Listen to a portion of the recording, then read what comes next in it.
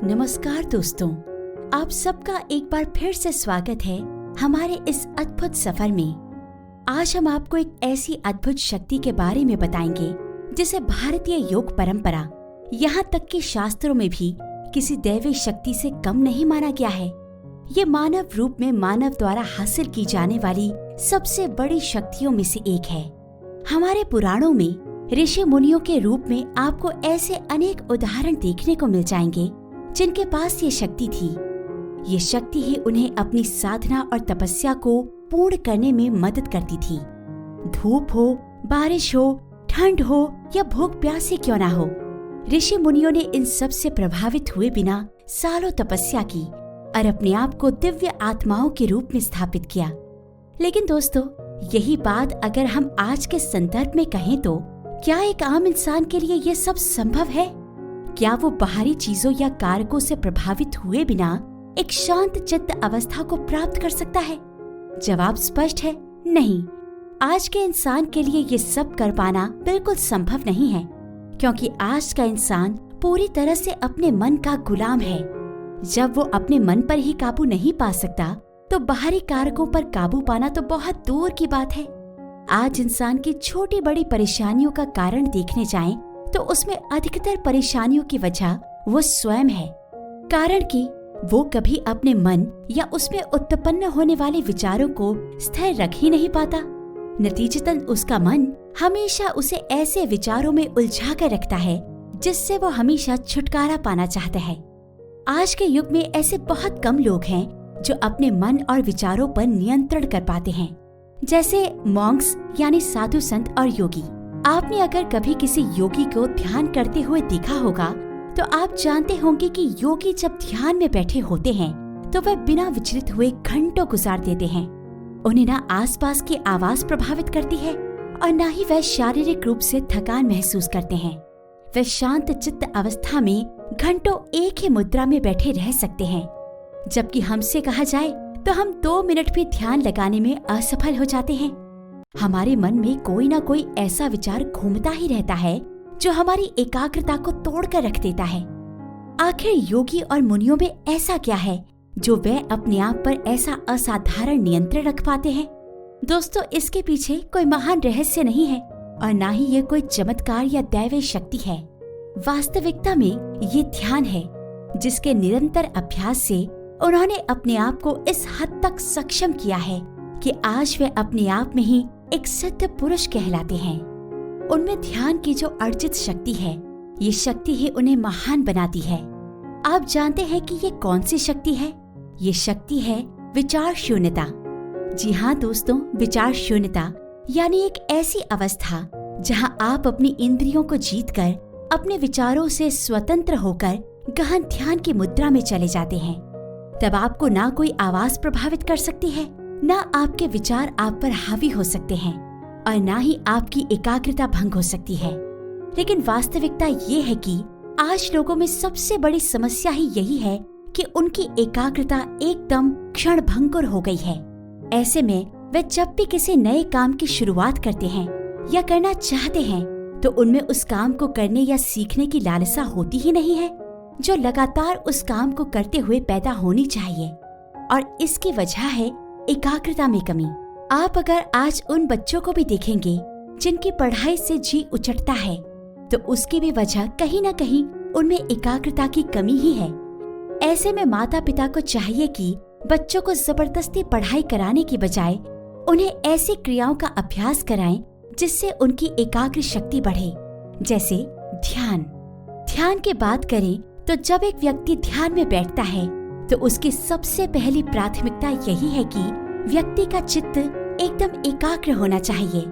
ये व्यक्ति जो अपने मन या चित्त को एकाग्र करना सीख जाता है वो अपने जीवन में कुछ भी हासिल कर सकता है। और ध्यान निश्चित रूप से वही मार्ग है जिस पर चलकर न केवल आप अपनी एकाग्रता बढ़ा सकते हैं बल्कि अपने मन और विचारों पर नियंत्रण रखने में भी सक्षम हो सकते हैं। यदि आपने एक बार अपने मन को साधना या नियंत्रित करना सीख लिया, उसके बाद आप आसानी से विचार शून्यता में भी जा सकते हैं। हालांकि यहाँ ये जान लेना जरूरी है कि ध्यान और विचार शून्यता तो अलग अलग चीजें हैं। लोगों में अक्सर ये भ्रम देखा गया है कि वे ध्यान की अवस्था को ही विचार शून्यता समझ लेते हैं। हालांकि विचार शून्यता ध्यान की ही अवस्था है, लेकिन ये एक उच्चतम अवस्था है। समाधि के करीब की अवस्था है जिसे निरंतर ध्यान के अभ्यास से हासिल किया जाता है। अगर एक इंसान जो अपनी इस विचार शून्य की अवस्था को पार कर जाता है तो वो समाधि की अवस्था में पहुंच जाता है। समाधि की स्थिति में आसपास की आवाज, गंध और समय तक का आभास भी शेष नहीं रहता है। इस स्थिति में इंसान समय से परे निकल जाता है। वो भौतिक जीवन के किसी भी कार्यकलाप से ऊपर उठकर पूरी तरह से आत्मलीन हो जाता है। जबकि विचार शून्य की स्थिति में इंसान पूरी तरह से सजग होता है। ये जागरण की स्थिति है। इसमें इंसान को आनंद और शांति की अनुभूति होती है। वही ध्यान की बात करें तो ये एक शुरुआत है जहां हम अपने मन को साधने और उसे एकाग्र करने का काम करते हैं। ध्यान की स्थिति में मन में चल रहे ढेरों विचारों पर हम नियंत्रण पाने की कोशिश करते हैं, जिसके बाद हम शांति की गहन भावना का अनुभव करते हैं। शरीर आराम की स्थिति में होता है, ना कोई तनाव महसूस होता है और ना कोई दबाव होता है। हम अपने विचारों और भावनाओं को पूरी स्पष्टता और गैर निर्णय के साथ देख पाते हैं। एक और भ्रम जो अक्सर देखा जाता है वो ये है कि विचार शून्यता या निर्विचार के संबंध में लोग अक्सर इसका गलत अर्थ निकाल लेते हैं। उन्हें लगता है कि विचार शून्यता वो अवस्था होती है जब हमारा मस्तिष्क किसी भी तरह के विचारों से स्वतंत्र हो, अर्थात दिमाग में किसी भी प्रकार के विचार न आए। उनके मुताबिक ये विचार विहीन अवस्था ही विचार शून्यता है, लेकिन ऐसा नहीं है। विचार शून्यता का तात्पर्य विचार विहीन होने से नहीं है, क्योंकि अगर ऐसा होता तो इस दुनिया में सभी जन्मजात बच्चे प्राकृतिक रूप से ही इस अवस्था को प्राप्त होते। याद रखिए, विचार शून्यता चेतना की अवस्था है। इस अवस्था में आप विचारों के प्रति पूरी तरह से सजग और सचेत होते हैं, यानी विचार आ तो रहे होते हैं पर वो हमारे मन मस्तिष्क को प्रभावित नहीं कर रहे होते हैं। अगर हम ध्यान की बात करें तो इसमें आप अपने विचारों को नियंत्रित करने की कोशिश करते हैं। इसके लिए आप अपना ध्यान किसी एक स्थायी चीज पर रोकने की कोशिश करते हैं। ध्यान में आपकी एकाग्रता का महत्वपूर्ण भाग होता है, लेकिन जब हम विचार शून्यता की बात करते हैं तो यहाँ विचारों को नियंत्रण में करने के लिए आपको कोशिश नहीं करनी पड़ती। आप नैसर्गिक यानी प्राकृतिक रूप से अपने विचारों से स्वतंत्र होते हैं। आपको विचार शून्यता की अवस्था में जाने के लिए कोशिश भी नहीं करनी पड़ती। आप भौतिक और व्यक्तिगत रूप से ही उस अवस्था को प्राप्त होते हैं। ये ठीक वैसा ही है जैसे आप विचारों के महासागर में स्थिर रूप से तैर रहे हों।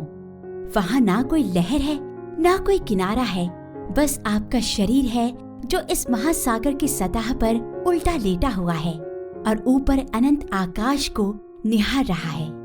निर्विचारता यानी शून्य की अवस्था कई मायनों में आपके पूरे जीवन की तस्वीर बदलने की ताकत रखता है, क्योंकि जब आप इस अवस्था में पहुंच जाते हैं आप अपनी सभी इच्छाओं पर भी नियंत्रण साध लेते हैं। आप मानसिक रूप से अधिक प्रबुद्ध होने लगते हैं। आपकी स्मृति शक्ति बढ़ने लगती है। आप जीवन के लिए जो भी जरूरी और अच्छे निर्णय हैं वो आप आसानी से पा लेते हैं। आपके मन मस्तिष्क में हर चीज के प्रति स्पष्टता आ जाती है। आप ज्यादा शार्प और इंटेलिजेंट हो जाते हैं और आपके अंदर आत्म जागरूकता पैदा होती है। आत्म जागरूकता आपके जीवन के लिए वो प्रकाश है जिससे आप अपने जीवन का सारा अंधकार मिटा सकते हैं। जिस तरह किसी घर में अगर प्रकाश हो तो चोर उनके घर में प्रवेश करने से डरता है, लेकिन वहीं अगर उसी घर में अंधेरा हो तो चोर तुरंत उस घर में घुसने की फिराक में रहता है। ठीक इसी तरह अगर हमारा मन भी अंधकारमय हो तो उसमें चोर रूपी विचार घुसने को हमेशा तैयार रहते हैं। यही कारण है कि जो लोग स्वयं के प्रति जागरूक नहीं होते, अपने विचारों के प्रति जागरूक नहीं होते, उन्हें जीवन का अंधकार आसानी से अपने चंगुल में ले लेता है। फिर ना तो वे अपने विचारों को संभाल पाते हैं और ना ही अपने आप को। वे बस हर छोटी बड़ी बात को पकड़कर परेशान होते रहते हैं। उन्हें समझ ही नहीं आता कि उनके जीवन में क्या सही हो रहा है और क्या गलत हो रहा है। ऐसे में उनके जीवन में तनाव और अवसाद के अलावा कुछ और शेष नहीं बचता। अगर आप चाहते हैं कि आपका जीवन ऐसे तनाव और अवसाद से ना घिरे, तो आपको अपने मन का अंधकार दूर करना होगा। इसके लिए बस आपको अपने मन, मस्तिष्क और विचारों के प्रति सजग और जागरूक होना होगा। शून्यता आपको वो जागरूकता प्रदान कर सकती है। इसकी शक्ति को आप कमजोर समझने की कोशिश ना करें।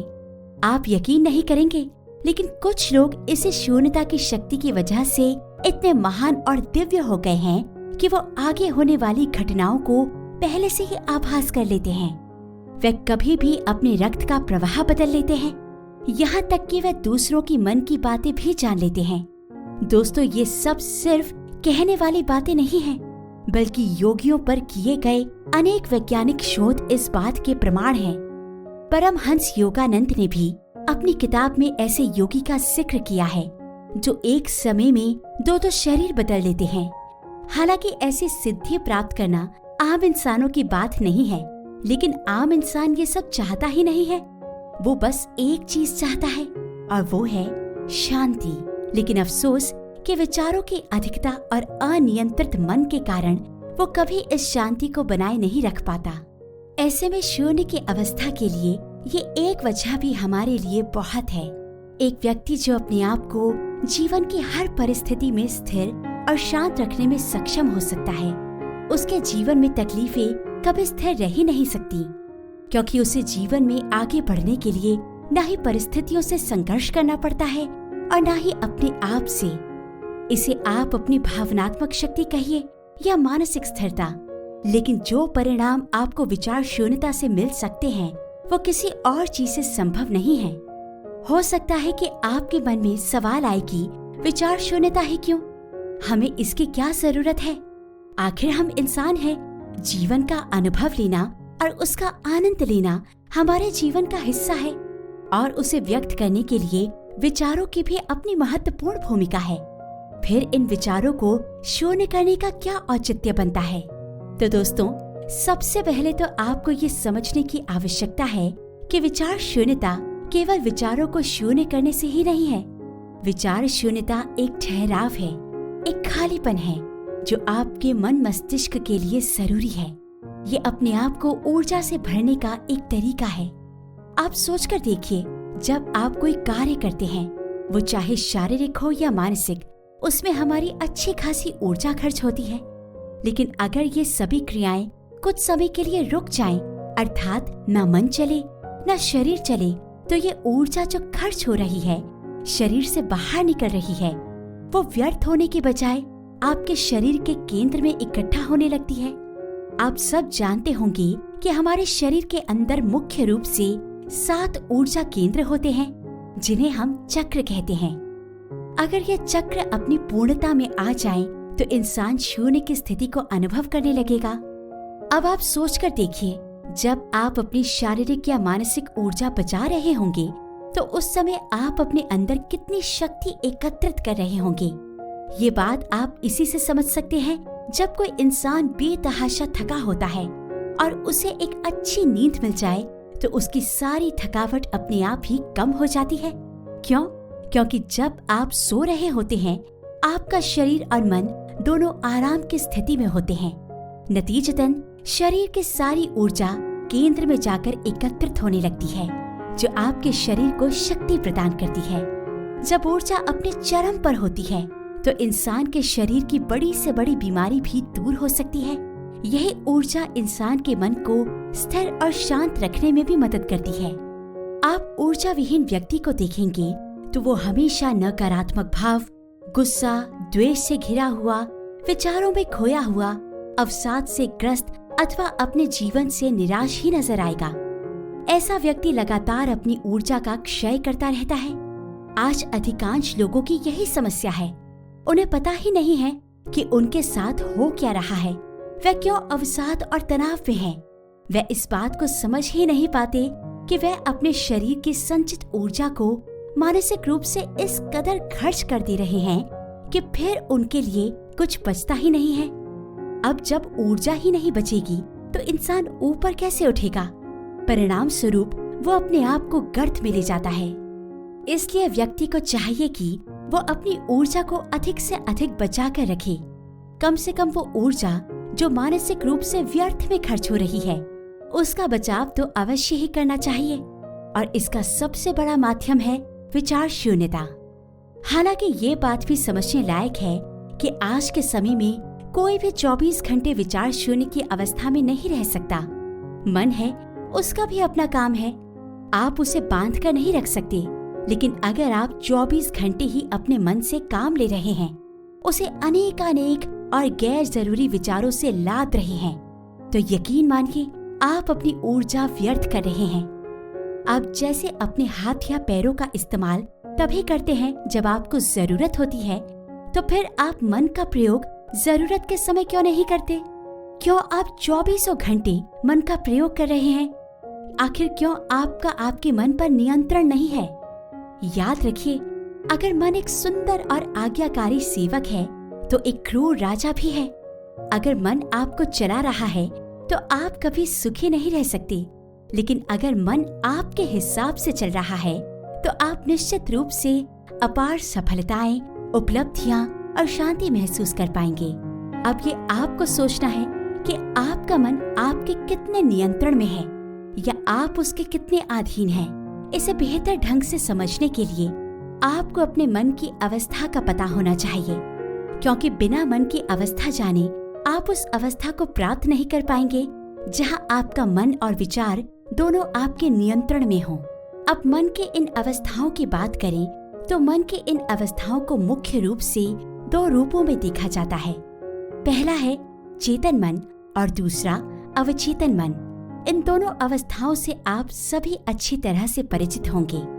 लेकिन दोस्तों, हम यहाँ जिन अवस्थाओं के बारे में बात करने वाले हैं वो आपके मन को अधिक व्यवहारिक रूप से स्पष्ट करता है। अगर इन अवस्थाओं की बात करें तो भारतीय दर्शन में मन की 5 अवस्थाएं बताई गई हैं। पहली अवस्था है क्षिप्त अवस्था।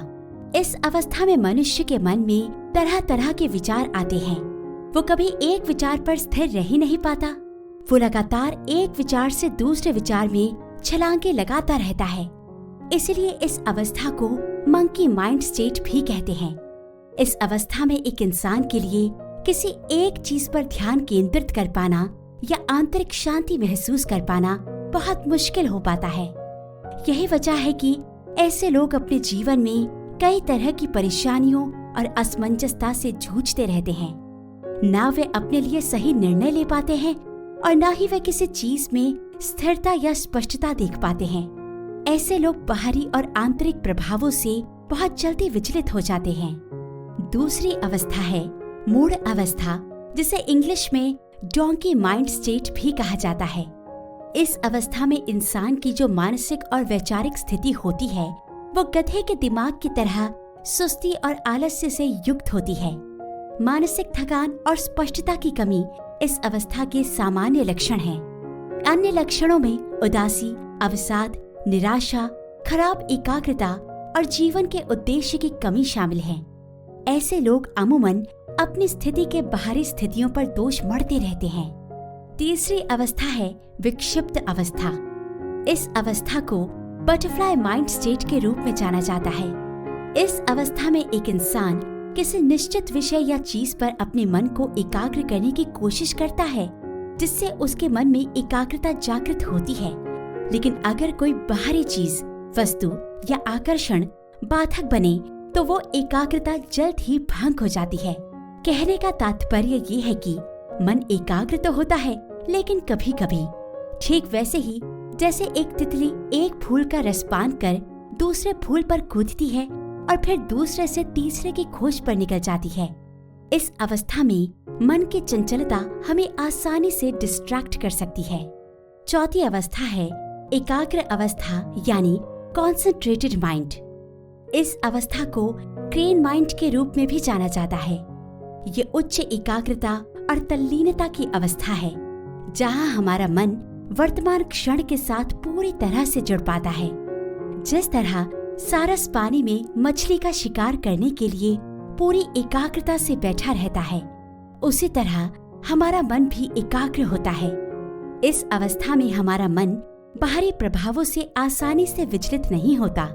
हम अपनी भावनाओं और विचारों पर स्वयं ही काबू पा सकते हैं। ऐसे लोग जो इस अवस्था में होते हैं उनमें कार्य करने की दक्षता और एकाग्रता उच्च स्तर पर होती है। ध्यान के द्वारा हम इस अवस्था को आसानी से प्राप्त कर सकते हैं। जब ध्यान और एकाग्र मन का आपस में मिलन होता है तो हमारे अंदर गहन चिंतन और आत्मनिरीक्षण की भावना पैदा होती है और यही भावना हमारे लिए आत्म साक्षात्कार और आध्यात्मिक विकास के लिए एक शक्तिशाली उपकरण बन जाती है। वास्तविकता में ये ध्यान की शक्ति है। ध्यान करने से हमारी एकाग्रता गहरी होती है, जिससे हमें मन की असली अवस्था तक पहुंचने में मदद मिलती है। ये अवस्था है निरुद्ध अवस्था यानी मास्टर्ड माइंड। ये अवस्था मन और विचारों पर विजय पाने की अवस्था है। इस अवस्था में हमारा मन पूरी तरह से शांत होता है और बाहरी या आंतरिक किसी भी कारकों से उत्तेजित या परेशान नहीं होता है। यह मन सभी आसक्तियों और इच्छाओं से मुक्त होता है। गीता में श्री कृष्ण ने इस अवस्था को बहुत बारीकी से समझाया है। दुखेष्ण उद्विग्न मनः सुखेषु विगत स्पृह वीतराग भय क्रोधः स्थित धीर मुनि रुच्यते। अर्थात जो मनुष्य किसी प्रकार के दुख से क्षुब्ध नहीं होता, जो सुख की लालसा नहीं करता और जो आसक्ति, भय और क्रोध से मुक्त रहता है, वो स्थिर बुद्धि वाला ही मनीषी कहलाता है। मूलतः यही वो अवस्था है जहां हम विचार शून्य की अवस्था को प्राप्त कर सकते हैं। लेकिन ये इतना आसान नहीं है।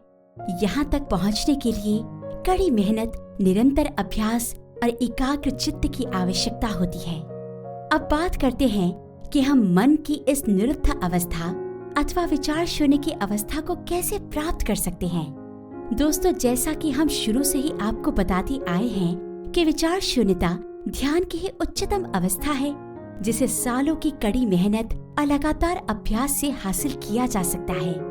अतः अगर आप सोच रहे हो कि इस अवस्था को प्राप्त करने का कोई शॉर्टकट तरीका हो, तो ऐसा बिल्कुल नहीं है। इसका सिर्फ एक ही तरीका है और वो है गहन ध्यान। शुरुआती तौर पर हो सकता है कि आपके विचार आपका पीछा न छोड़े।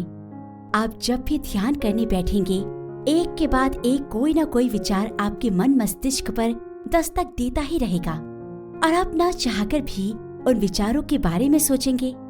ऐसे में जब भी आप ध्यान करने बैठें, कोशिश करें कि ध्यान करने से पहले आपके मन में जितने भी विचार आ रहे हों, उन्हें एक कागज पर लिख कर रख दें। इससे आपके वह विचार अवचेतन मन में स्थिर हो जाएंगे और आपके चेतन मन को खाली होने का मौका मिलेगा।